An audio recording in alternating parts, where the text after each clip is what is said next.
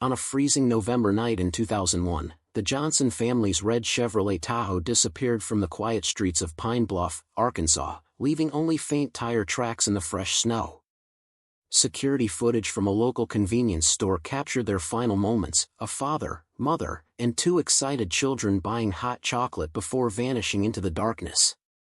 20 years later, after decades of dead ends and forgotten leads, a shocking arrest revealed the killer had been hiding in plain sight all along, living just 3 houses down from the Johnsons' empty home. Before we jump back in, tell us where you're tuning in from, and if this story touches you, make sure you're subscribed, because tomorrow, I've saved something extra special for you. November in Pine Bluff, Arkansas brought bitter cold in 2001. Frost clung to windows, and the Mississippi River carried an icy chill that crept through the small riverside community. The kind of cold that makes you hurry between doorways, that sends shivers through even the thickest coats. It was in this biting weather that the Johnson family was preparing for their annual pre-Thanksgiving trip to visit Sarah Johnson's parents in Little Rock. Thomas Johnson, 42, a respected high school science teacher with salt and pepper hair and kind eyes that crinkled when he laughed, carefully loaded suitcases into their red 2000 Chevrolet Tahoe. His wife Sarah, 39, a pediatric nurse with a warm smile and gentle hands that had comforted countless children, was inside making sandwiches for the drive. Their children, Emily, 10, with her father's analytical mind and her mother's compassion, and Michael, 7, a bundle of energy with a gap-toothed smile and perpetual bedhead, buzzed around the driveway in excitement. Emily clutched her favorite book while Michael kicked at small piles of the season's first snow, their breath forming small clouds in the November air. 5 minutes, kids. Sarah called from the front door, her voice carrying across their quiet street lined with modest brick houses adorned with early holiday decorations. The neighborhood of Oakwood Heights was the kind where people knew each other's names, where Christmas light competitions were taken seriously, and where unlocked doors weren't uncommon. As Thomas closed the Tahoe's trunk, he waved to Bill Simmons, an elderly neighbor walking his golden retriever. "Heading out early this year?" Bill called out. Trying to beat the Thanksgiving traffic, Thomas replied with a smile. "We'll be back Sunday evening." This ordinary exchange would later become a critical moment in the investigation, the last time anyone in the neighborhood saw the Johnson family alive. By 6:30 p.m., the family pulled out of their driveway, the headlights of their Tahoe cutting through the early darkness. Sarah had called her mother, Margaret Wilson, to let her know they were on their way and would arrive in about an hour. The drive to Little Rock was familiar, straight down Interstate 530, a route the family had taken countless times before. At 6:45 p.m., security cameras at the Pine Bluff Quick Mart captured the Johnson family stopping for gas and hot chocolate. The grainy footage showed Thomas filling the tank while Sarah and the children went inside. Emily, tall for her age and serious-faced, held her little brother's hand as they examined the candy display. Sarah paid for their drinks and a road map, exchanging pleasantries with the cashier, Donna Miller, who later recalled nothing unusual about the family. They were just like any other family heading out for the holidays, Donna would later tell investigators. The little boy was excited about seeing his grandparents, and the girl was helping him pick out a candy bar. Normal as could be.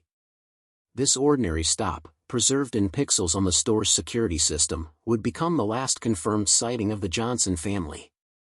The footage showed them leaving the store, climbing back into their red Tahoe, and pulling onto the highway. The taillights disappeared into the darkness, and with them, the Johnson family vanished without a trace. By 8:30 p.m., Margaret Wilson was growing concerned. The drive from Pine Bluff to Little Rock typically took just under an hour, and Sarah always called if they were running late. She tried Sarah's cell phone repeatedly, but each call went straight to voicemail. By 9 p.m., Margaret had called Thomas's phone as well, with the same result. Maybe they stopped for dinner, her husband James suggested, trying to ease her worry. But as the clock ticked past 10 p.m. with no word, the gnawing anxiety became unbearable. Margaret called the Arkansas State Police to report her concerns. "My daughter and her family left Pine Bluff over 3 hours ago for a 1-hour drive, and they haven't arrived. This isn't like them at all," she explained, her voice trembling. the officer on duty was sympathetic but explained that it was too early to file a missing persons report. They could have had car trouble or decided to stop somewhere. Give it until morning, he advised. Margaret couldn't sleep that night. She kept the phone beside her bed, jumping at every ring, but the call from Sarah never came. As dawn broke on November 21st, Margaret and James got in their car and drove the route between Little Rock and Pine Bluff, scanning the roadside for any sign of the red Tahoe, for skid marks, for anything that might explain the disappearance of their daughter's family. Finding nothing, they went straight to the Johnson home in Pine Bluff. The house stood silent and empty. Christmas lights Thomas had hung the weekend before twinkling cheerfully, a cruel contrast to the growing dread. The morning newspaper lay on the porch. The mailbox was untouched. Margaret's hands shook as she called the Pine Bluff Police Department. "My daughter and her family are missing," she said, no longer able to contain her tears. "Something is terribly wrong." This time, the police responded immediately. By noon, officers had opened a missing persons case. Detective Marcus Cooper, a veteran officer with 15 years of experience in the department, arrived at the Johnson home to begin gathering information. Tall and imposing with penetrating dark eyes, Cooper had a reputation for thoroughness and compassion, qualities that would prove essential in the long investigation ahead. "Tell me everything you know about your daughter's plans," Cooper asked Margaret, his notebook open, pen poised. "Every detail matters." Margaret recounted her last conversation with Sarah, the planned arrival time, the route they would have taken. "They've made this drive dozens of times," she explained. "Thomas is the most careful driver I know. If there had been a problem, they would have called." Cooper nodded, his expression grave. "We'll check with Highway Patrol, see if any accidents were reported. In the meantime, I need photos of the family and a description of their vehicle." As Margaret retrieved family photos from Sarah's living room, smiling snapshots from beach vacations, school events, birthday parties, she struggled to comprehend how these everyday moments had suddenly become evidence in a police investigation. By evening, the disappearance of the Johnson family was headline news across Arkansas. Local television stations broadcast their photographs, Thomas with his kind smile, Sarah with her arm around Emily, Michael with his baseball cap. "Askew." The red Tahoe's license plate number flashed across screens with a request for information. Detective Cooper organized the first search team. State troopers drove slowly along Interstate 530, scanning ditches and wooded areas. Volunteers from Pine Bluff and Little Rock joined, forming a human chain to comb through fields adjacent to the highway. Helicopter sweeps cut through the gray November sky, searchlights probing the landscape below. "It's as if they vanished into thin air," Cooper told his sergeant that evening, frustration evident in his voice. "No skid marks, no reports of erratic driving, no cell phone pings. Nothing." The following day brought more volunteers but no new leads. Friends and colleagues from Thomas's high school and Sarah's hospital joined the search, their faces tight with worry. Emily's best friend Abigail handed out flyers with trembling hands. She was excited about a book she was going to finish during the trip, Abigail told a local reporter, tears streaming down her face. "She has to come back. She has to." On Thanksgiving Day, while most of Arkansas gathered around dinner tables with family, the search continued. The holiday meal at the Wilson home remained untouched, chairs empty where the Johnsons should have been. A candlelight vigil was held in Pine Bluff's Central Park, hundreds of flames flickering in the cold night air, a community united in hope and fear. As days stretched into a week with no sign of the family, the investigation broadened. Detective Cooper and his team meticulously traced the Johnsons' movements before their disappearance. They interviewed neighbors, colleagues, friends, anyone who might have information about the family's plans or any troubles they might have been facing. Bill Simmons, the neighbor who had last seen the family leaving, was interviewed multiple times. "Thomas seemed perfectly normal," he insisted. "They were just going to visit Sarah's parents, like they always did this time of year." The quick-mark footage was analyzed frame by frame. Experts studied the family's body language, looking for signs of distress or coercion. They found none. Just a ordinary family stopping for gas and treats before continuing their journey. Background checks on Thomas and Sarah revealed no financial problems, no unusual behavior, no enemies. They were, by all accounts, a happy family with deep roots in the community. Thomas had taught science at Pine Bluff High School for 15 years, beloved by students and respected by colleagues. Sarah had worked at Children's Hospital for over a decade, known for her compassion and skill. Yet as November turned to December, the investigation began to slow. Searches yielded nothing. Interviews repeated the same information. The Arkansas State Police diverted resources to other cases. The media attention waned, holiday stories pushing the missing family from front pages. Preparing and narrating this story took us a lot of time, so if you are enjoying it, subscribe to our channel, it means a lot to us. Now back to the story. But Detective Cooper refused to let the case go cold. Something about the Johnson family's disappearance nagged at him, the completeness of it, the lack of evidence, the absence of any logical explanation. In his 20 years of police work, he had never seen a family of 4 simply vanish without leaving a single trace. "There's something we're missing," he told his partner, Detective Lisa Ramirez, as they reviewed the case file for the dozenth time. "People don't just disappear. Someone knows something." On December 15, almost a month after the disappearance, the first significant lead emerged. A trucker named Ray Daniels came forward, claiming he had seen a red Tahoe matching the Johnsons' vehicle on the night of November 20. Not on Interstate 530 heading to Little Rock, but on a rural road leading toward the Mississippi River. "It caught my eye because it was moving fast for that road, especially in the dark," Daniels explained during his interview. "I remember thinking it was strange to see a family vehicle out there that time of night." Cooper and Ramirez immediately organized a search of the area. The road Daniels described wound through dense woods before reaching a section of the Mississippi known for strong currents and steep, muddy banks. If the Tahoe had gone into the river, it could have been swept downstream or buried in the silty riverbed. Dive teams were brought in, braving the frigid December waters. Sonar equipment scanned the murky depths. For 3 days, they searched, but the river kept its secrets. No vehicle, no bodies, no evidence was found. The lead seemed to dissolve into another dead end. Yet Cooper couldn't shake the feeling that Daniels' sighting was significant. Why would the Johnson family have been on that remote road, in the opposite direction from their destination? It made no sense, unless they hadn't been driving voluntarily.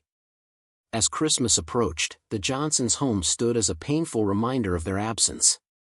Neighbors had maintained the yard, collected mail, kept the Christmas lights lit in vigil. Sarah's parents had moved temporarily into the house, unable to bear the thought of it standing empty, clinging to the desperate hope that their family might somehow return. Margaret Wilson sat each evening in her granddaughter's bedroom, running her fingers over Emily's books, inhaling the fading scent of her strawberry shampoo. "I keep thinking I'll hear their car in the driveway," she told Cooper during one of his regular visits. "I keep thinking this is all a terrible mistake." The new year brought no resolution. January 2002 arrived cold and bleak, the case now officially classified as a long-term missing persons investigation. Cooper was assigned new cases but continued to work the Johnson file during every spare moment. He kept a photo of the family on his desk, a reminder of his promise to Margaret that he wouldn't give up. In March, interest in the case briefly resurged when a child's backpack was found along the Mississippi, 20 miles downstream from where Ray Daniels had reported seeing the Tahoe. Hope flared that it might be Michael's, but DNA testing revealed no connection to the Johnson family. Spring blossomed into summer, and summer faded into fall. The 1-year anniversary of the disappearance approached. Local media prepared retrospectives, rehashing the few known facts and the many unanswered questions. The Pine Bluff community planned another vigil, refusing to let the Johnson family be forgotten. Detective Cooper spent the anniversary reviewing the entire case from scratch. He spread the files across his dining room table, constructing a timeline, marking each confirmed sighting, each interview, each search effort. His wife brought him coffee as midnight approached, her face etched with concern. "You can't bring them back, Marcus," she said gently, resting a hand on his shoulder. "But I can find out what happened to them," he replied, his voice determined. "Their parents deserve to know. The community deserves to know." As he reviewed the neighborhood interviews for the 100th time, something caught his eye, a detail so small it had been overlooked in the initial investigation. 3 houses down from the Johnsons lived a man named Victor Ramirez, no relation to Detective Ramirez. In his statement, Ramirez mentioned that he had been away the weekend after the Johnsons disappeared, on a spontaneous fishing trip. Normally, this wouldn't raise suspicions. But Cooper remembered that Ramirez had moved to Pine Bluff just 6 months before the Johnsons vanished. He worked as a mechanic at a garage where Thomas occasionally took the family's vehicles for service. And most intriguingly, Ramirez had a small boat that he kept in his garage, a boat that would be suitable for navigating the Mississippi. The next morning, Cooper began quietly investigating Victor Ramirez. The man had no criminal record, but when Cooper dug deeper, he discovered that Ramirez had changed his name 5 years earlier. He had previously been Victor Martinez, and under that name, he had a history of financial troubles and one dismissed assault charge from a bar fight in Texas. More significantly, Cooper learned that Ramirez had worked at the same garage as Thomas Johnson for a brief period in Missouri, before either of them moved to Pine Bluff. This connection had never been mentioned by Ramirez in his interviews. He knew Thomas before they were neighbors, Cooper told Detective Ramirez. Why hide that? And why take a sudden fishing trip right after the family disappears? They began surveillance on Ramirez, watching his movements, talking to his co-workers. Most described him as quiet, competent, and unremarkable.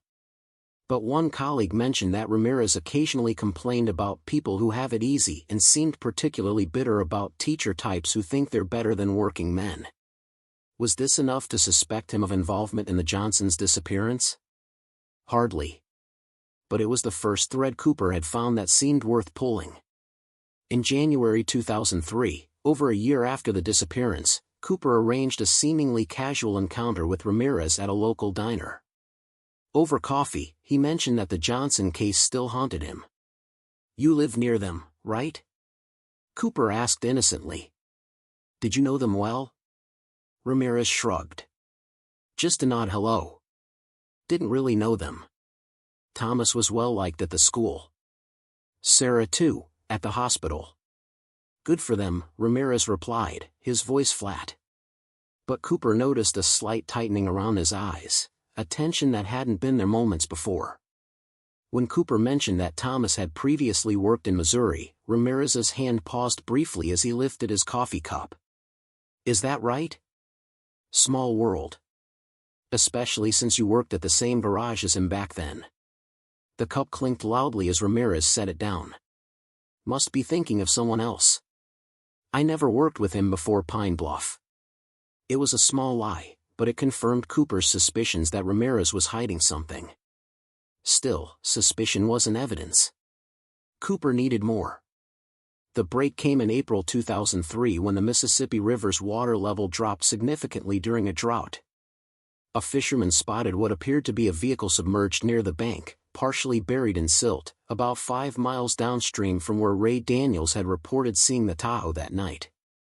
When recovery teams arrived, they confirmed it was indeed a red Chevrolet Tahoe. The license plate, though mud-caked and corroded, matched the Johnsons' vehicle. After 17 months underwater, the recovery would be painstaking and difficult. As the Tahoe was slowly winched from the river, Cooper stood on the bank, his heart pounding. Would the family be inside? Would there finally be answers to the questions that had consumed him for over a year? The vehicle emerged from the murky water like a ghost, water streaming from its rusted frame. The windows were shattered, the interior filled with river mud and debris. And inside, the worst fears were confirmed, human remains were present. Forensic teams worked carefully, documenting and preserving every detail. The Tahoe hadn't simply driven into the river, there were signs of impact on the driver's side door. The steering column was damaged in a way inconsistent with an accident. Most tellingly, a bullet hole was discovered in the rear of the vehicle, hidden under layers of rust and river sediment. This wasn't an accident. It was murder. DNA testing confirmed the remains belonged to Thomas, Sarah, Emily, and Michael Johnson. The family had been found at last, but there was no relief in this discovery, only the grim confirmation of tragedy and the determination to find justice. The recovery of the Johnson family's Tahoe from the muddy waters of the Mississippi River transformed the case from a mysterious disappearance to a quadruple homicide. As news spread through Pine Bluff, the community that had held candlelight vigils and searched tirelessly now reeled with grief and anger. The revelation that the beloved family had been murdered, shot and driven into the river, shattered the town's sense of security. For Detective Marcus Cooper, the discovery brought a complex mix of emotions.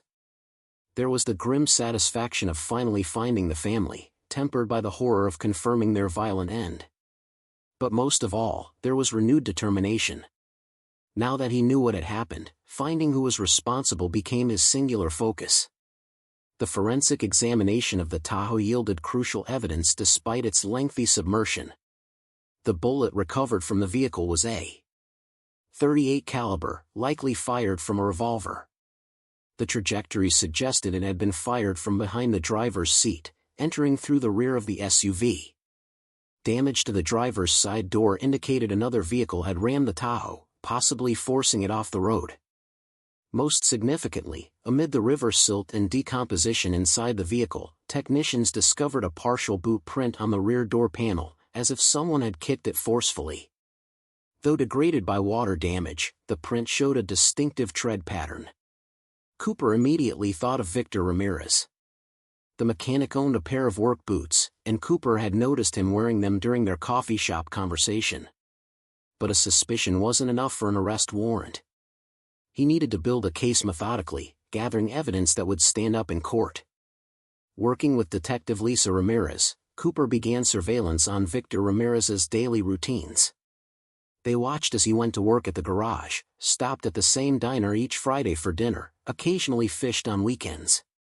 Nothing in his behavior suggested a man harboring guilt over 4 murders. "He's either innocent or a stone-cold psychopath," Lisa remarked one evening as they sat in an unmarked car watching Ramirez's house. "I'm betting on the latter," Cooper replied, his eyes never leaving the small ranch-style home. "Did you notice how his fishing trips always take him to the same spot on the Mississippi? Near where the Tahoe was found." In May 2003, Cooper brought Ray Daniels, the trucker who had spotted the red Tahoe that night, to the police station for a follow-up interview. This time, he showed Daniels photographs of various vehicles, including Ramirez's dark blue Ford pickup. Daniels studied the photos carefully. "That one," he said, pointing to Ramirez's truck. "I remember seeing a truck like that parked on the side road that night, about a quarter mile from where I spotted the Tahoe. I didn't think much of it then, figured it was just someone night fishing." It was another thread connecting Ramirez to the scene. Cooper added it to his growing file, but he knew he needed more. A breakthrough came in June when the forensic lab completed its analysis of soil samples taken from the Tahoe. Mixed with the river sediment were traces of a specific type of automotive grease, one used primarily in commercial garages. Cooper requested a sample from the garage where Ramirez worked. The match was exact. He worked on their vehicle before killing them, Cooper theorized to his sergeant. The grease transferred to the Tahoe during the murder, then was preserved in the river mud. The sergeant nodded, impressed but cautious. "It's circumstantial. Keep digging." Cooper's next focus was establishing motive. Why would Victor Ramirez murder an entire family? The connection to Thomas Johnson from their time in Missouri seemed significant, but what had happened between them? Cooper traveled to Springfield, Missouri, to the garage where both men had worked. Most of the staff had turned over in the years since, but the owner, Harold Matthews, remembered them both. "Thomas was a part-time mechanic here while he was finishing his teaching degree," Matthews explained. "Good worker, honest. Victor was full-time, one of my best technicians." When Cooper asked if there had been any conflict between them, Matthews hesitated. "There was an incident," he finally said. "Victor was fired after money went missing from the register.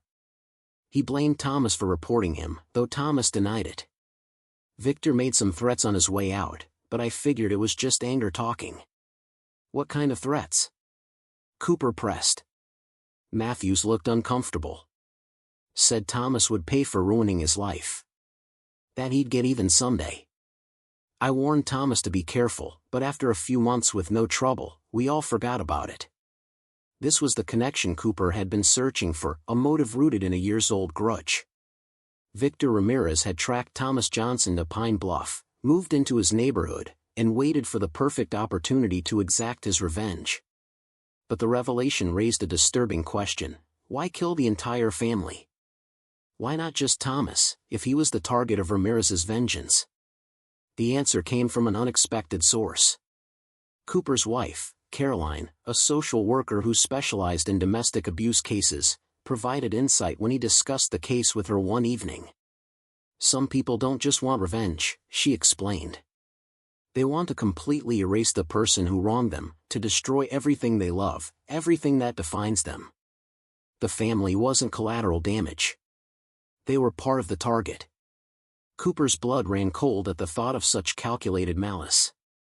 The image of Emily and Michael, innocent children caught in a web of adult vengeance, haunted him anew. By July 2003, Cooper had compiled enough evidence to present to the district attorney: the connection between Ramirez and Thomas Johnson in Missouri, the firing and threats, Ramirez's lie about knowing Thomas previously, his presence near the scene on the night of the murder, the matching soil samples, the boot print consistent with Ramirez's work boots, and the established motive. The district attorney reviewed the case file carefully. It's not ironclad, she admitted. But it's enough for a search warrant. Let's see what we find in his house and truck. On July 15, 2003, Cooper and a team of officers executed the search warrant on Victor Ramirez's home. Ramirez was at work when they arrived, allowing them to methodically examine the property without interference. In the garage, they found the work boots with tread matching the partial print from the Tahoe. In a fishing tackle box, buried beneath lures and line, was a .38 caliber revolver, the same caliber as the bullet recovered from the Johnsons' vehicle. Most damning of all, in a locked metal box hidden in the attic, they discovered a small collection of items: a child's bracelet with the name Emily engraved on it, a Pine Bluff High School keychain that had belonged to Thomas, and a nursing ID badge with Sarah's smiling face. These weren't random keepsakes. They were trophies. Cooper himself arrested Ramirez at the garage that afternoon. The mechanic's face showed no surprise, no fear, only a cold resignation, as if he had always known this day would come. Victor Ramirez, you're under arrest for the murders of Thomas, Sarah, Emily, and Michael Johnson, Cooper stated, feeling a surge of grim satisfaction as he recited the Miranda rights. Ramirez said nothing as he was handcuffed and placed in the police car. His eyes, flat and emotionless, met Cooper's briefly. In that moment, Cooper saw not a monster, but something perhaps more disturbing: an ordinary man who had carried out an extraordinary evil. News of the arrest exploded through Pine Bluff. Television crews descended on the police station. Neighbors who had lived beside Ramirez for 2 years expressed shock and disbelief. How had a murderer lived among them, attended community barbecues, waved hello each morning? Margaret and James Wilson, who had endured 20 months of agonizing uncertainty, received the news with quiet tears. It doesn't bring them back, Margaret told Cooper when he visited them. But at least now we know. At least they've been found. The case against Ramirez seemed solid, but in August 2003, a complication arose.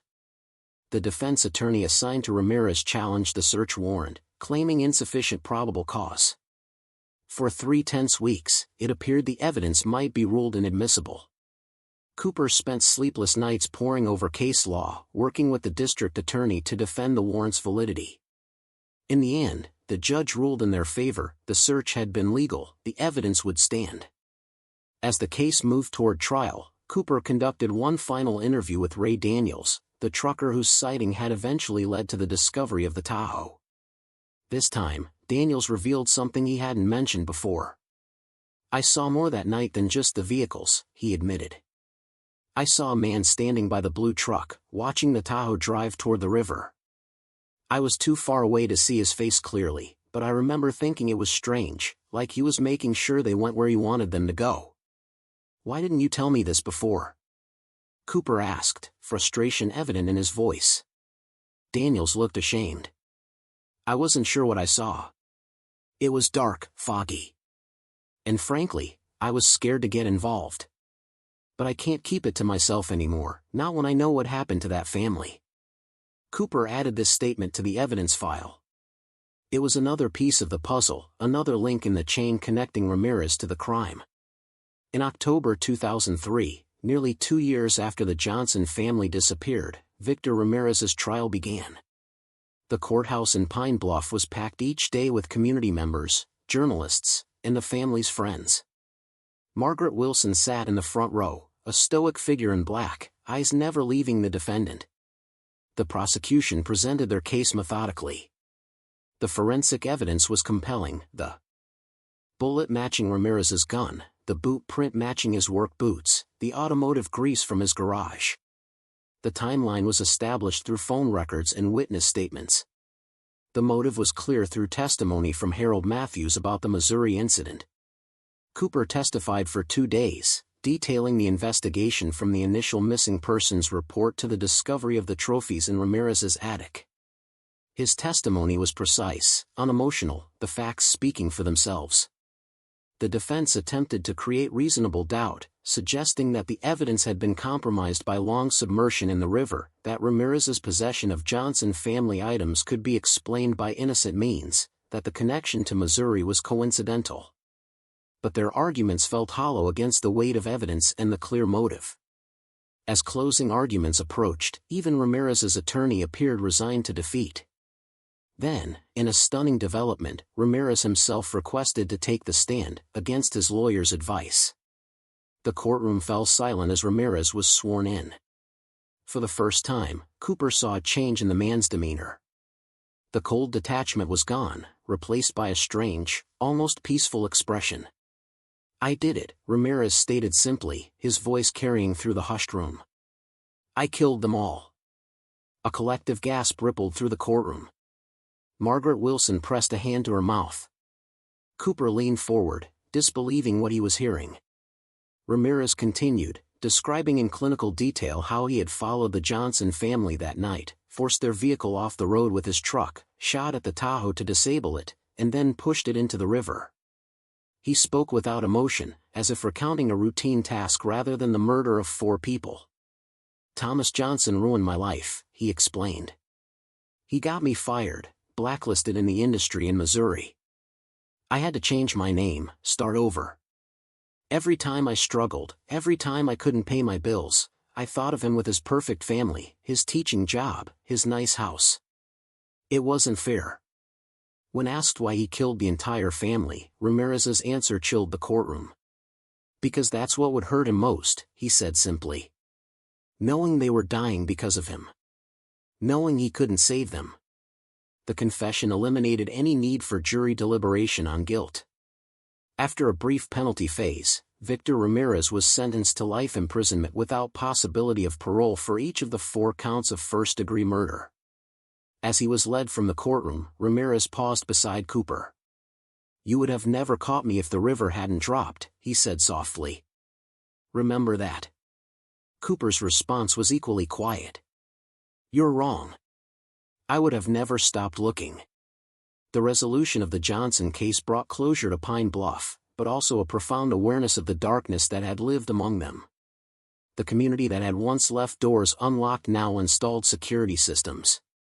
Parents who had let children play freely in yards now watched with anxious eyes. For Cooper, the case left permanent marks on his soul. The image of the Johnson family, Thomas, Sarah, Emily, and Michael, stayed with him. He kept their photo on his desk even after the case file was closed, a reminder of why his work mattered. In December 2003, a memorial service was finally held for the Johnson family. Their remains, recovered from the Tahoe, were laid to rest in Pine Bluff Cemetery. The community turned out en masse, the crowd spilling beyond the cemetery grounds. Teachers from Thomas's school, nurses from Sarah's hospital, Emily's classmates, Michael's Little League team, all came to say a final goodbye. Margaret and James Wilson stood beside the 4 caskets, supported by friends but looking utterly bereft. When Cooper approached them after the service, Margaret took his hands in hers. "You brought them home," she said simply. "You kept your promise." Cooper nodded, unable to speak past the knot in his throat. He had brought them home, but far too late and in a way no one had wanted. In the months that followed, Cooper struggled with the aftermath of the case. The fact that Ramirez had lived so close to the Johnson home, had calculated his revenge so patiently, had taken innocent lives with such coldness, it challenged Cooper's understanding of human nature. He found himself watching neighbors differently, wondering what secrets might lie behind friendly smiles and casual waves. The world seemed darker, more dangerous. Sleep eluded him, nightmares followed when it came. Lisa Ramirez noticed the change in her partner. "You solved the case, Marcus," she reminded him one day. "You got justice for them. That's all anyone could have done." "But I didn't save them," Cooper replied. "They were already gone when I started looking." "That's not on you," she insisted. "You can't carry that weight."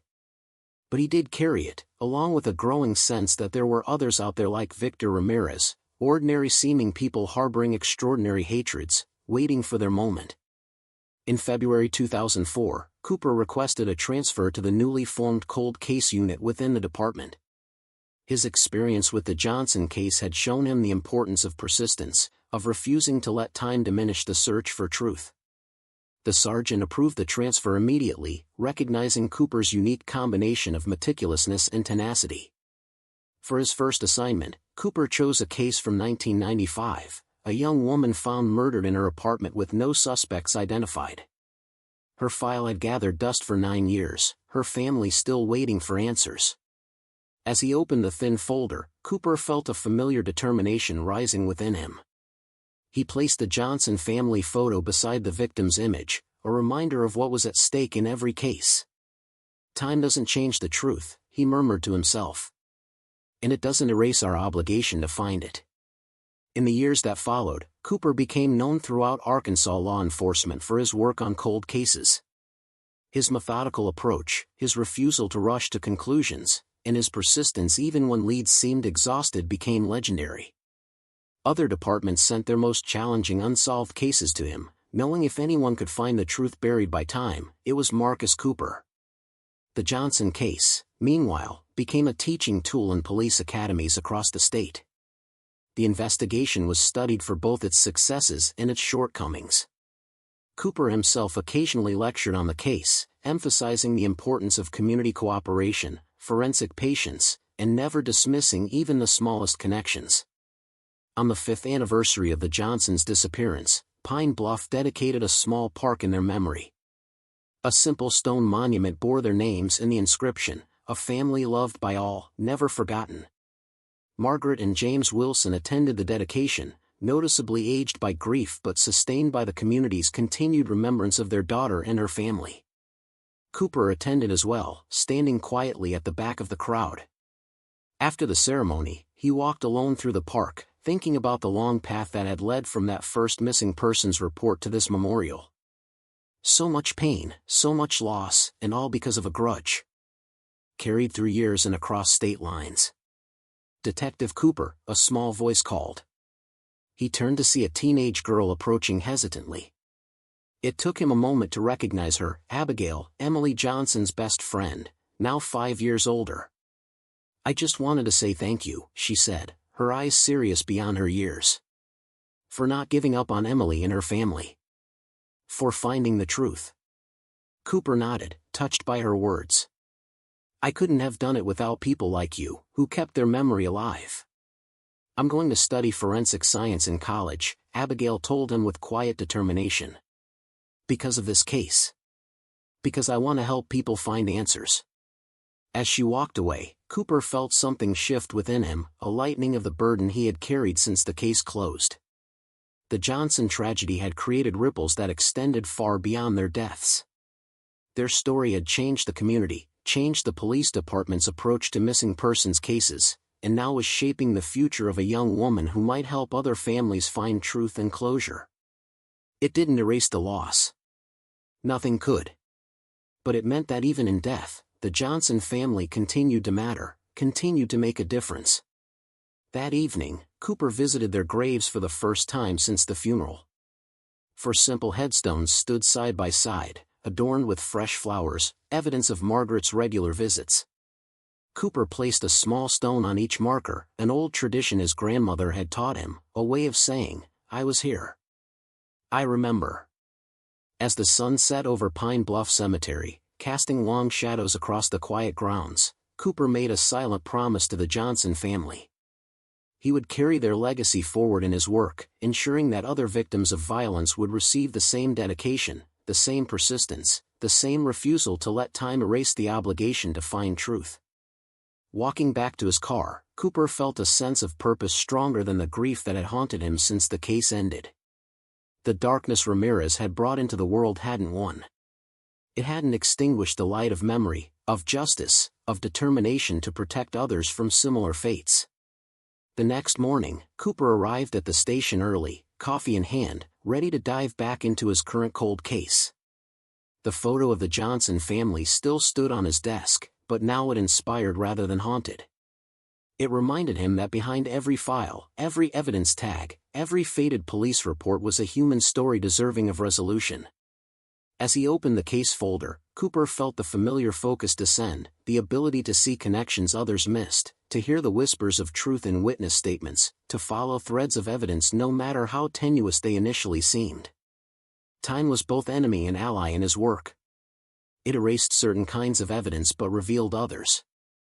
It allowed witnesses to forget details but also loosen tongues that had once been silent.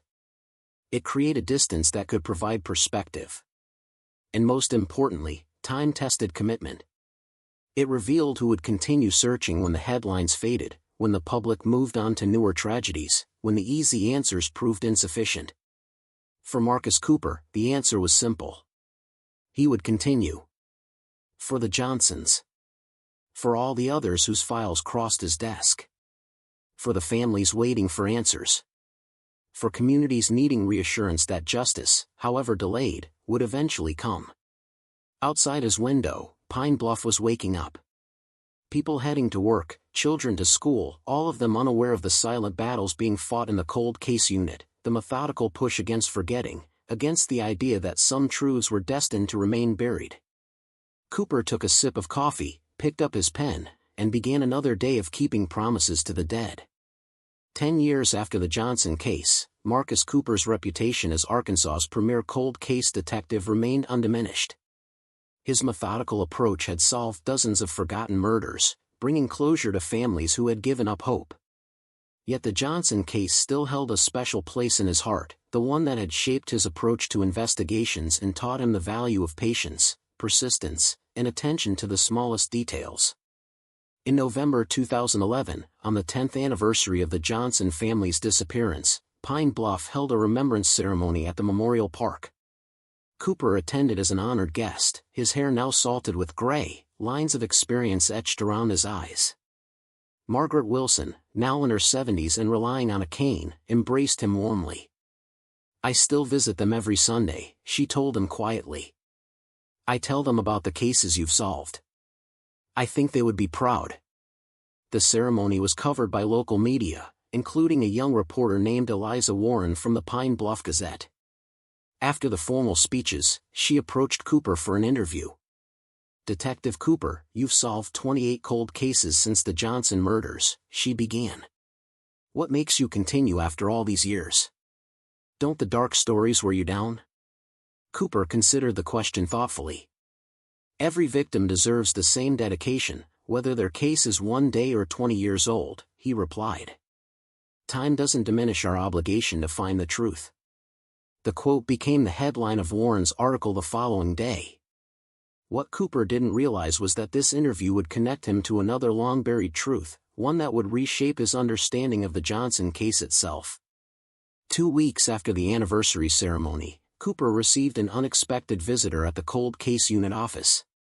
A tall man in his early 60s, with a military bearing and haunted eyes, introduced himself as Frank Donovan, a former detective from the neighboring Jefferson County Sheriff's Department. I read that reporter's article about you and the Johnson case, Donovan said without preamble. There's something you need to know. Something I've kept to myself for too long. Cooper gestured to a chair, his instincts immediately alert. Donovan sat stiffly, hands clasped on the desk. In 2001, 3 months before the Johnson family disappeared, I was investigating a different case, a convenience store robbery turned homicide in Jefferson County. The suspect was a local troublemaker named Lucas Reed. During questioning, Reed started talking about other crimes to try to bargain for a lighter sentence. Donovan paused, visibly uncomfortable. One thing he mentioned was overhearing a conversation at a bar between two men discussing a contract killing. According to Reed, a mechanic was offering money to have a teacher and his family taken care of. Cooper felt his pulse quicken. And you believe this was connected to the Johnsons? At the time, no, Donovan admitted, shame evident in his voice. Reed was a known liar, trying to save his own skin. I documented his statement but didn't pursue it. It wasn't until after the Johnsons disappeared that I made the connection, a teacher and his family, a mechanic with a grudge. By then, Ramirez was already your primary suspect. Why didn't you come forward? Cooper asked, struggling to keep accusation from his tone. Donovan's shoulders slumped. Professional embarrassment. I dismissed a lead that might have prevented 4 murders. My inaction contributed to their deaths. I couldn't face that, so I kept quiet. When Ramirez confessed, I told myself it didn't matter anymore, justice was served. But something changed your mind, Cooper prompted. The article mentioned that Ramirez told you he would have never been caught if the river hadn't dropped. That's bothered me for years, because according to Reed, there were 2 men discussing the murder plan. What if Ramirez wasn't acting alone? The implications hit Cooper like a physical blow. For 10 years, he had believed the Johnson case was solved, the file rightfully closed. The possibility that someone else had been involved, that justice had been only partially served, shook him deeply. I need everything you can remember about Reed's statement, Cooper said, pulling out a notepad. And I need to know if Reed is still alive. Donovan nodded. He's serving 25 years at Cummins Unit. And I brought a copy of my original notes from the interview. He placed a worn folder on the desk. I should have done this 10 years ago. I'm sorry. After Donovan left, Cooper sat alone in his office, staring at the folder. Reopening the Johnson case meant admitting that his greatest professional achievement was incomplete. It meant telling Margaret Wilson that the full truth about her family's murder remained unknown. It meant facing his own failure to consider accomplices during the original investigation. But there was never really a choice. If someone else had helped plan or execute the Johnson murders, they had escaped justice for a decade. That couldn't stand. The next morning, Cooper drove to the Cummins Unit prison to interview Lucas Reed. The years had not been kind to the former small-time criminal. At 47, Reed looked 20 years older, thin and pale from long incarceration, with the wary eyes of a man who had learned to watch his back at all times. Detective Cooper, Reed greeted him in the prison interview room. Didn't expect to see Arkansas's famous cold case man slumming it with the likes of me. I'm here about a statement you made to Detective Donovan in 2001, Cooper explained. About a conversation you overheard regarding a contract killing. Reed's expression shifted, surprise briefly crossing his face before settling back into practiced indifference. That was a lifetime ago. Why does it matter now? Because I believe it was connected to the Johnson family murders. 4 people died, including 2 children. If someone else was involved besides Victor Ramirez, they need to be held accountable. Reed leaned back, considering. What's in it for me? The satisfaction of doing the right thing, Cooper replied evenly. And I'll inform the parole board of your cooperation. A bitter laugh escaped Reed. The right thing. That's rich. But after a moment, he nodded. I was at the Red River Tavern in Pine Bluff, September 2001. 2 men were in the booth behind me, talking quiet but not quiet enough. The one doing most of the talking was a mechanic, mentioned working at Hanson's garage. Said he needed someone to help him deal with a teacher who had ruined his life. And the other man? Cooper prompted. Never saw his face clearly. Big guy, though. The mechanic called him Bo or Bo, something short like that. He kept saying he'd think about it, but the money would need to be right. Did they discuss specifics about how it would happen? Reed shook his head. Not while I was listening. But the mechanic said something about making it look like an accident, and about the Mississippi being deep enough to hide secrets forever. Every detail aligned perfectly with the Johnson case. Cooper felt a chill run through him as he realized the implications. If Ramirez had hired an accomplice, it explained aspects of the case that had never quite made sense: how one man had managed to force a vehicle with 4 people off the road, how the family had been subdued with no signs of struggle in the Tahoe. Why didn't you come forward after the Johnsons were killed? Cooper asked. Reed's eyes flashed with genuine regret. By the time I connected the dots, I was already serving my sentence. I told Donovan, figured he'd pass it along. When I heard Ramirez confessed, I assumed he'd admitted to having help. But Ramirez hadn't. He had taken full credit for the murders, never mentioning an accomplice. Either out of a twisted sense of pride or to protect someone, he had maintained that he acted alone. Back at the station, Cooper began methodically building a new investigation. First, he pulled the employee records from Hansen's garage where Ramirez had worked in 2001. Among the dozen mechanics employed there, one name jumped out: Robert Bo Taggart, a large man with a history of assault charges who had quit the garage just 2 weeks after the Johnson murders. Cooper ran a background check on Taggart.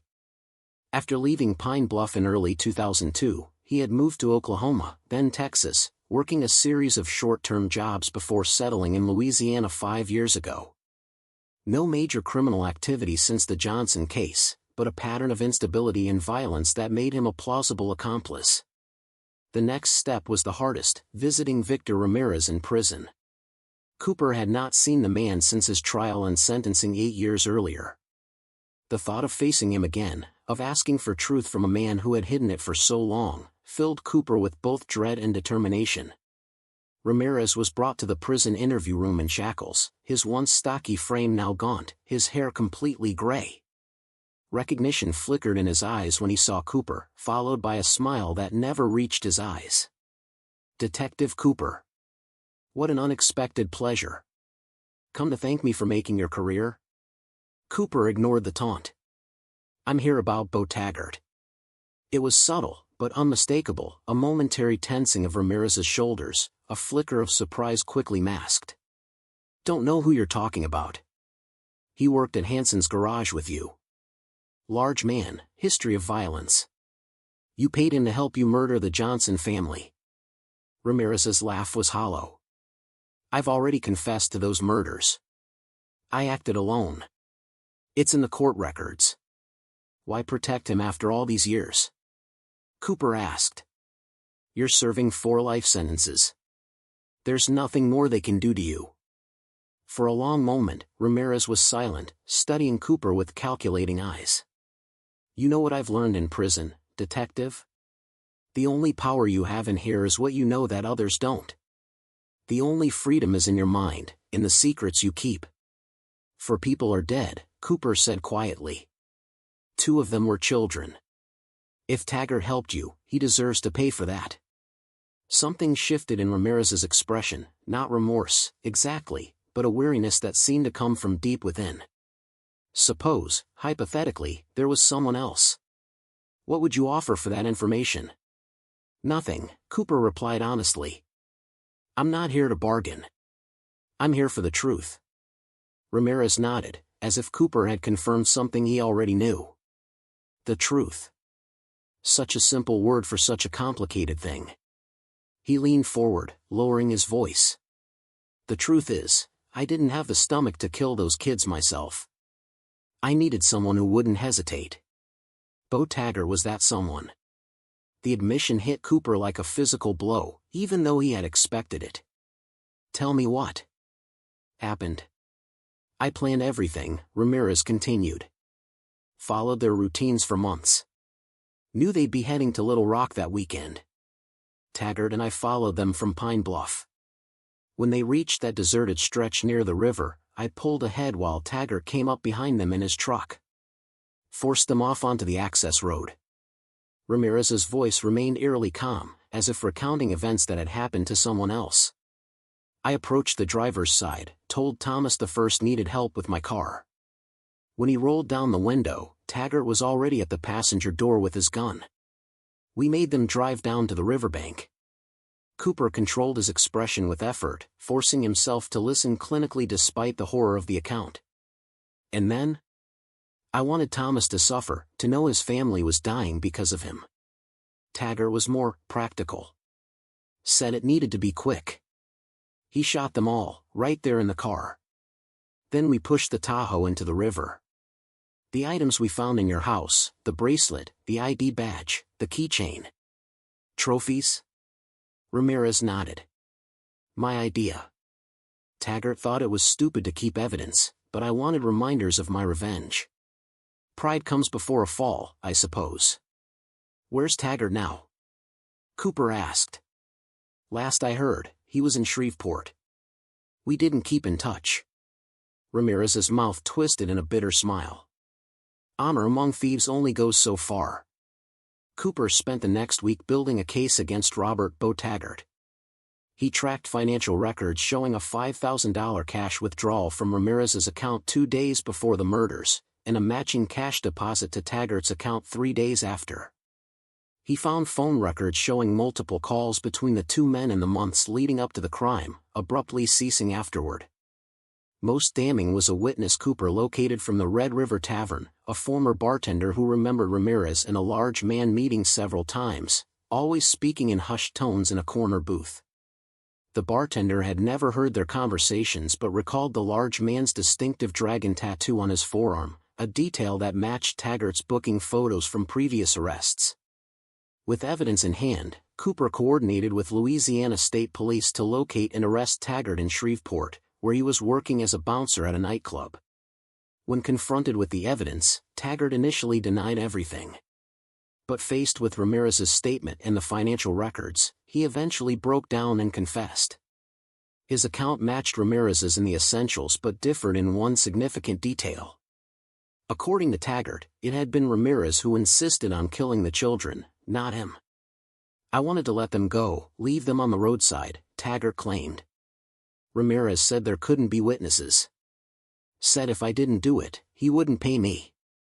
The truth, Cooper suspected, lay somewhere between these competing narratives, two killers each trying to diminish their own culpability by blaming the other. What mattered was that both had participated, both were guilty, and now both would face justice. In March 2012, Robert Bo Taggart was extradited to Arkansas to stand trial for the Johnson family murders. Unlike Ramirez's trial 10 years earlier, this one received national attention. The story of a cold case detective uncovering a second killer a decade after the crime captured the public imagination, turning Cooper into a reluctant celebrity. Margaret Wilson attended each day of the trial, her face a mask of dignity despite the painful details being recounted in the courtroom. When Cooper testified about reopening the investigation based on Frank Donovan's belated information, he publicly apologized to Margaret for not uncovering the full truth 10 years earlier. The system failed your family twice, he told her outside the courthouse. First when we didn't prevent their deaths, and again when we didn't catch everyone responsible. Margaret grasped his hand with surprising strength. You never stopped seeking the truth, Marcus. That's all anyone can ask. Taggart was found guilty on all counts and, like Ramirez, sentenced to life imprisonment without possibility of parole. As he was led from the courtroom, he locked eyes with Cooper momentarily, a look not of hatred or defiance, but of a man finally facing the consequences of actions he had spent a decade trying to forget. After the trial, interest in the Johnson case surged again. A true crime podcast produced a 6-part series on the investigation. A major publishing house approached Cooper about writing a book. Law enforcement agencies across the country requested him as a speaker on cold case methodology. Cooper declined most of these opportunities, uncomfortable with the idea of building a career on the tragedy of one family. Instead, he focused on the lessons the case offered for improving cold case investigations. He developed a training program for young detectives, emphasizing the importance of revisiting assumptions, preserving evidence, and never considering a case truly closed until all aspects were resolved. Every case has layers, he often told his students. Just because you've peeled back one doesn't mean you've reached the core. In November 2021, 20 years after the Johnson family disappeared, Pine Bluff dedicated an expanded memorial in their honor. The original stone monument remained, but now it was surrounded by a small garden with 4 maple trees, one for each family member, and benches where visitors could sit in reflection.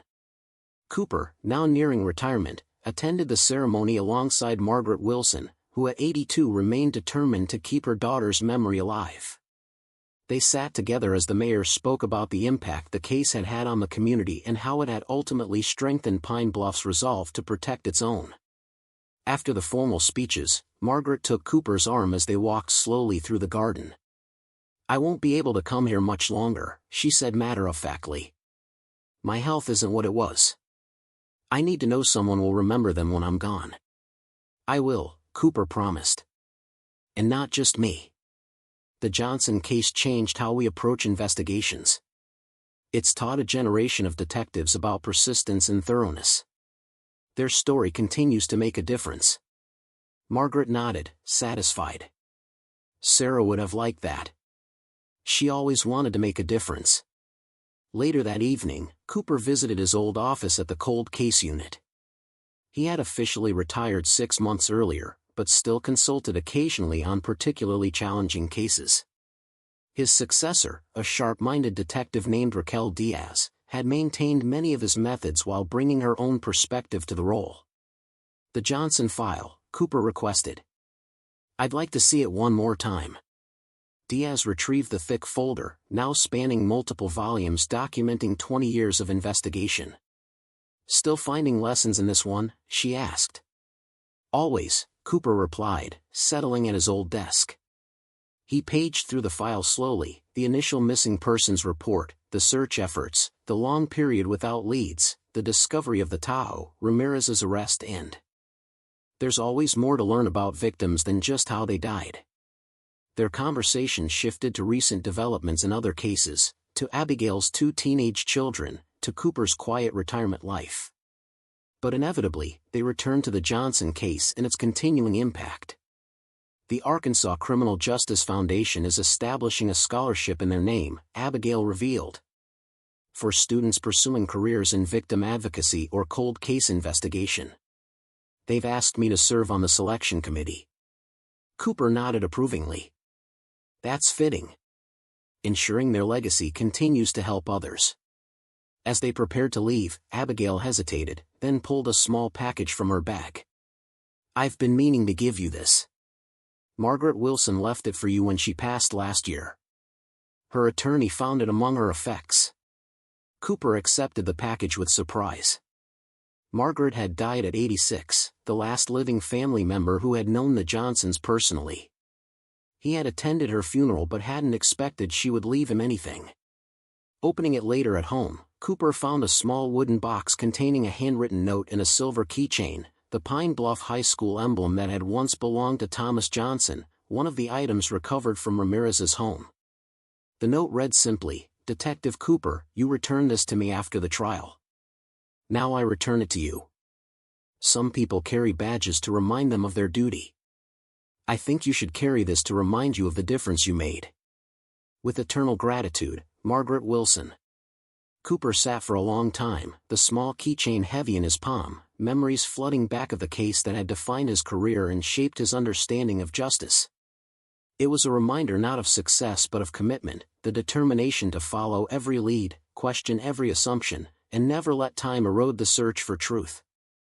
The following morning, a knock at Cooper's door interrupted his morning coffee. Opening it revealed Raquel Diaz, his successor at the cold case unit, now a seasoned detective in her own right. "Sorry to drop by unannounced," she said, her expression serious. "But something's come up that I thought you should know about personally." Cooper invited her in, concern evident in his face. "What's happened?" "Victor Ramirez died in prison yesterday," Diaz explained. Natural causes, apparently. Before he died, he asked to speak to a prison chaplain. He gave a final statement. She handed Cooper a sealed envelope. The chaplain sent this directly to our department. I haven't opened it. With steady hands belying his age, Cooper broke the seal and unfolded the single page inside. The handwriting was shaky but legible. After 25 years, I need to confess the full truth about the Johnson murders. I told part of the truth at my trial, about my grudge against Thomas, about planning the murders with Taggart. What I never revealed was that we had a third accomplice, someone who told us when the family would be traveling, someone who made sure they took that specific route. Someone who wanted them dead almost as much as I did. Cooper looked up sharply. A third accomplice? After all this time? Keep reading, Diaz urged quietly. The letter continued. His name was Gregory Wilson. He was Margaret Wilson's second husband, married to her just 6 months before the murders. He hated Sarah Johnson because she had discovered he was embezzling from Margaret's savings. He knew Sarah was planning to tell her mother after Thanksgiving. He approached me at the garage when I was servicing Margaret's car, knowing about my history with Thomas. We made a deal. I would eliminate his problem, and he would pay expenses for Taggart. Margaret never knew her own husband helped orchestrate her daughter's murder. I'm confessing this now because Wilson died last month, and I have nothing left to gain or lose. The full truth should be known before I meet my maker. The letter ended with Ramirez's signature and the chaplain's witness signature below. Cooper sat heavily in his chair, the implications washing over him. Margaret's husband? We never even looked at him. He attended the vigils, the memorial services, supported her through everything. The ultimate disguise, Diaz observed grimly. Hiding behind grief. Can we verify any of this? Cooper asked, professional instincts immediately kicking in despite his retirement. I've already started. Preliminary financial investigation shows unusual withdrawals from Margaret's accounts during the months before the murders. And Wilson did die 6 weeks ago, heart attack at his nursing home. Cooper shook his head, struggling to process this new dimension to a case he had thought was finally resolved. 25 years, and we still didn't have the complete picture. What do we do? Diaz asked. Margaret is gone. There's no one left to get justice for. Cooper considered the question carefully. Truth isn't just about punishment. It's about history, about understanding. We verify Ramirez's claims, document everything thoroughly, and add it to the case file. The Johnson story deserves to be complete, even if there's no one left to prosecute. In the weeks that followed, Diaz led a meticulous investigation into Gregory Wilson's potential involvement. Bank records confirmed the suspicious withdrawals. Former colleagues at the accounting firm where Wilson had worked revealed he had been quietly dismissed for irregularities in client accounts shortly before his marriage to Margaret. Most damning was the discovery of a safety deposit box in Wilson's name, opened 1 week after the Johnson murders and closed the day after Ramirez's arrest.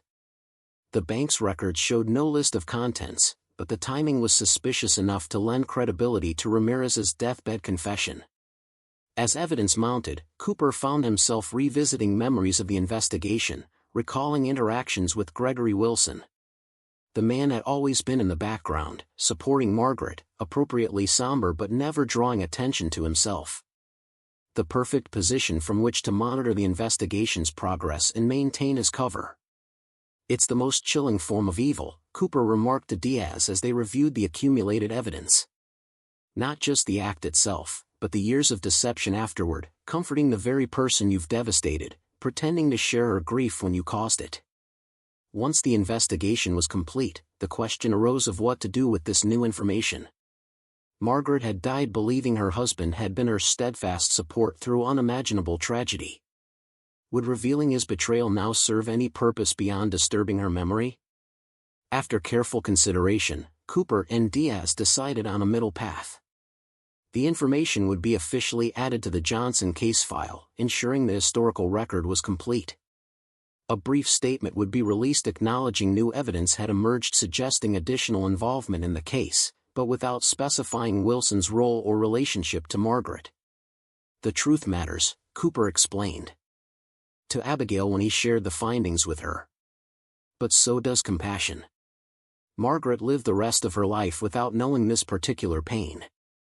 I think we can honor both her and the historical record without broadcasting her husband's betrayal to the world." Abigail agreed, though the revelation clearly shook her. "It changes everything, yet nothing," she said quietly. "The Johnsons are still gone. Justice for Thomas and Sarah, Emily and Michael is still incomplete. But at least now we know the full story." In November 2026, on the exact 25th anniversary of the Johnson family's disappearance, a small ceremony was held at the Memorial Park. Cooper, Diaz, Abigail, and a handful of others who had been connected to the case gathered around the 4 maple trees, now tall and strong, their autumn leaves glowing gold and red in the late afternoon sun. No speeches were made. No reporters were present. It was simply a moment of reflection on a case that had spanned a quarter century, revealing its final secrets only after the death of all those directly involved. As Cooper stood before the memorial stone, the silver keychain in his pocket, he felt not the closure he had always sought, but something perhaps more valuable, an understanding that the pursuit of truth was never truly complete. Every answer revealed new questions. Every resolution contained seeds of further inquiry. This was the ultimate lesson of the Johnson case, he realized. Not that justice always prevailed, or that time revealed all secrets, but that the obligation to seek truth never ended, even when those for whom the truth mattered most were gone. In the years that followed, the Johnson case took on new dimensions in criminal justice education. It was no longer just about forensic persistence or the importance of revisiting cold cases. It became a study in the complex web of human relationships, motivations, and deceptions that could surround a crime, the layers of truth that might take decades to fully unravel. Cooper, in his final years, occasionally spoke to select groups of law enforcement trainees, sharing not just the investigative techniques that had eventually solved the case, but the philosophical insights he had gained along the way. "Cases are never truly closed," he would tell them. "Even when suspects are convicted, even when the principals have died, there may be truths still waiting to be discovered. Your obligation is not just to the immediate investigation, but to the historical record, to the fullness of understanding that might only emerge long after you've moved on." This perspective influenced a new generation of detectives, encouraging them to document thoroughly, preserve evidence indefinitely, and maintain an openness to new information even in seemingly resolved cases. The Johnson Protocol, as implemented by Abigail Martinez, expanded to include regular cold case reviews not just when new technologies emerged, but on significant anniversaries, ensuring that fresh eyes regularly examined old evidence. On Cooper's 80th birthday, the Arkansas State Police formally renamed their cold case unit the Cooper Division for Unsolved Investigations, recognizing his decades of work in the methodology he had pioneered. The dedication ceremony was attended by law enforcement officials from across the state, including dozens of detectives who had trained under his guidance. During the reception, a young detective approached Cooper, introducing himself as Michael Wilson, Margaret's grandson through her son from her first marriage. He had chosen a career in law enforcement directly because of Cooper's work on his aunt's case. "I never knew Sarah or her family," he explained. "I was born 5 years after they disappeared. But they've been a presence in my life through the stories my grandmother told, and through your dedication to finding the truth." Cooper was moved by this unexpected connection, a new generation carrying forward not just the memory of the Johnson family, but the values of persistence and dedication their case had inspired. "What did you think when you learned about Gregory?" Cooper asked carefully, referring to the revelation about Margaret's second husband. Michael's expression grew solemn. "It was difficult. I remembered him from my childhood, quiet, always in the background. To learn he had betrayed my grandmother so completely." He shook his head. "But I'm grateful the truth came out, even so late. It helps me understand my family's history, complicated as it is." As the evening concluded, Cooper stood alone for a moment, reflecting on the long, winding path that had begun with a missing persons report on a cold November night 29 years earlier. The Johnson case had never truly ended, it had simply evolved, revealing new dimensions, teaching new lessons, touching new lives with each passing year. Perhaps that was the true meaning of justice, he thought, not just punishment for wrongdoing, but the preservation of memory, the acknowledgement of impact, the commitment to understand the full complexity of human tragedy. The Johnson family had been denied decades of life, but their story had gained a kind of immortality, continuing to influence how justice was pursued long after they were gone. Cooper left the ceremony with a sense of completion different from what he had once imagined. Not the neat resolution of a case file closed, but the satisfaction of knowing that the ripples from his work continued to spread outward, influencing investigations he would never see, helping families he would never meet, preserving truths that might otherwise have been lost to time. As he drove home through the Arkansas night, past the now thriving Memorial Park with its 4 maple trees standing sentinel in the darkness, Cooper thought of the countless other victims whose cases remained unsolved, whose families still waited for answers. The work would continue without him someday, but he took comfort in knowing he had helped build a system that valued patience, persistence, and the belief that no truth was beyond finding, no matter how deeply buried by time or deception. In that continuity, the passing of methods and values from one generation to the next, the commitment to remembering not just how people died but how they had lived, Cooper found a kind of immortality for the Johnson family, and for all those whose stories deserve to be fully told, no matter how many years it might take. Up next, you've got 2 more standout stories right on your screen. If this one hit the mark, you won't want to pass these up. Just click and check them out. And don't forget to subscribe and turn on the notification bell so you don't miss any upload from us.